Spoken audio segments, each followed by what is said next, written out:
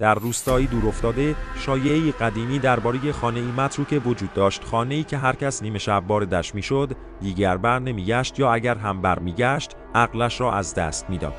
مردم میگفتند سایه‌هایی در آن خانه زندگی می‌کنند که اگر صدایت را بشنوند تا ابد دنبالت خواهند آمد.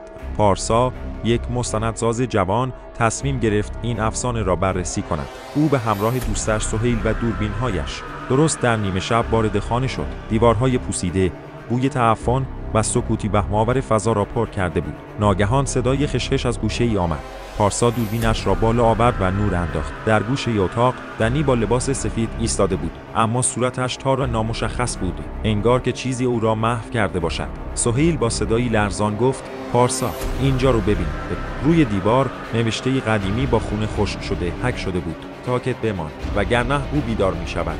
اما پارسا که از شدت ترس نفسهایش بریده بود ناخواسته زیر لب گفت: این چیه؟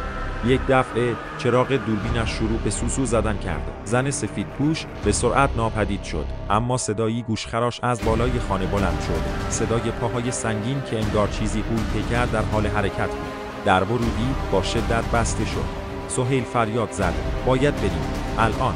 پارسا در حالی که سعی داشت دوربین را روشن نگه دارد، متوجه چیزی شد. از پله‌ها بالا رفت و در آینه شکسته‌ای که گوشه اتاق بود تصویر خودش را دید، اما تصویر او متفاوت بود. چشمانش سیاه شده و لبخندی وحشتناک بر لب داشت، در حالی که خودش اصلاً لبخند نمی‌زد.